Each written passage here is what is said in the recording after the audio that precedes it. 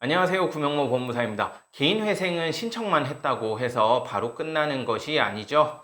짧게는 3개월부터 길게는 1년까지도 걸릴 수 있는 장기전에 해당하는데요. 이 기간 동안 법원은 보정명령을 짧게는 한 번부터 많게는 3, 4번 이상도 내려주게 됩니다. 그런데 이 보정명령을 충실히 이행해야 변제금도 늘지 않고 개시결정도 빨리 받을 수 있거든요. 따라서 이 보정명령을 충실히 잘 이행하는 것이 중요한데, 이 보정명령을 고객에게 다 준비해서 제출을 하라고 하는 곳이 여전히 많나 봐요. 이 경우 어떻게 해야 되는지에 대해서 이번 시간에 설명드리겠습니다. 우선 보정명령의 내용이 무엇인지 알아야겠죠.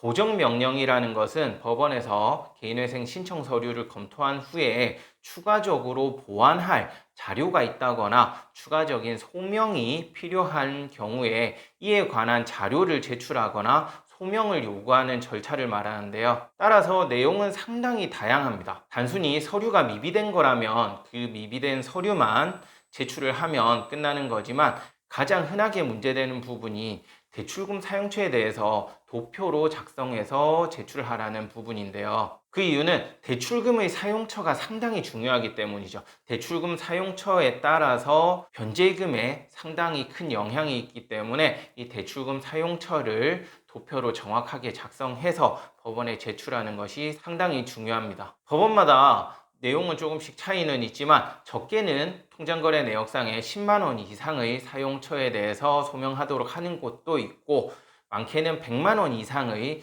사용 내역에 대해서만 소명하도록 하는 곳도 있기는 해요. 다행인 것은 과거에는 소액에 대해서도 소명하도록 그렇게 많이 나왔었는데, 최근에는 가급적이면 지나친 소액보다는 좀 높은 금액 30만 원 이상의 경우에 소명하도록 하는 곳이 대부분이니까 그나마 과거에 비해서는 좀 수월해졌다고 볼 수는 있겠습니다. 그렇다 하더라도 이 통장 거래 내역을 보고 대출금 사용처에 대해서는 대략적으로 정리는 할 수 있겠지만, 이걸 또 도표를 이용해서 그 양식이 따로 있거든요. 그 도표를 직접 만들어서 표를 작성한다는 것은 또 다른 얘기가 되죠.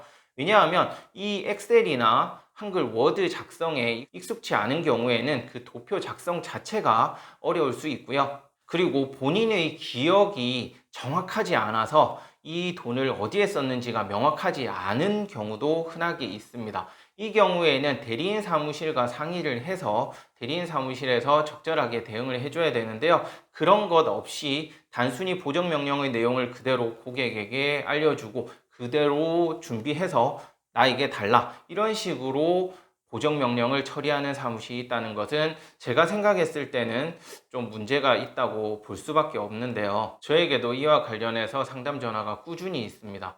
이 경우에는 안타깝지만 딱히 제가 어떻게 해드리지를 못해요. 이미 의뢰를 했기 때문에 항상 제가 말씀드리는 것은 우선 돈을 주고 의뢰하고 사건을 접수한 이상은 그 대리인 사무실과 협의를 잘 해서 끝까지 마무리하는 것이 최선이라고 말씀을 드리고 있어요. 그 이유가 있는데요. 그렇지 않은 경우에는 이 사건을 취하하고 다시 재의뢰하는 수밖에 없거든요.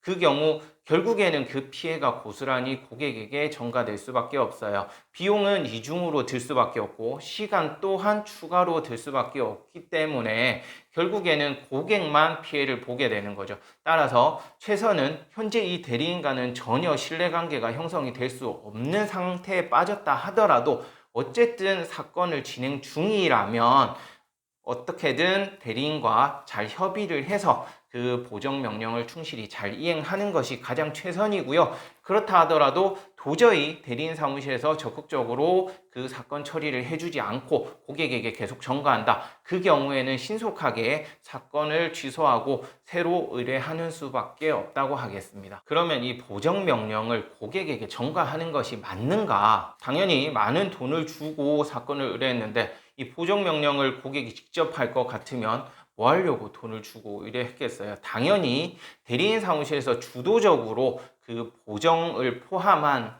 개인회생, 개시결정 및 인가결정까지는 그 대리인이 주도적으로 하는 것이 당연히 맞는 건데요. 만약 대리인 사무실에서 그렇게 처리하지 않는 경우에는 안타깝지만 이에 대해서 특별히 구제받을 수 있는 방법이 딱히 없습니다. 그렇기 때문에 처음부터 의뢰하실 때 꼼꼼하게 따져보고 의뢰하는 것이 가장 중요한데요. 항상 대리인, 법무사나 변호사가 직접 상담을 해주는지, 그리고 연락은 항상 잘 되는지 꼭 확인을 하시고요. 사건 처리 또한 그 대리인, 법무사, 변호사가 주도적으로 사건을 처리해 주는지도 정확히 잘 따져보고 사건을 의뢰하는 것이 좋겠습니다. 왜냐하면 누누이 말씀드리지만 이쪽 개인회생 파산 업계에는 여전히 법무사나 변호사의 이름을 빌려서 사건 처리를 하는 사람들이 상당히 많거든요.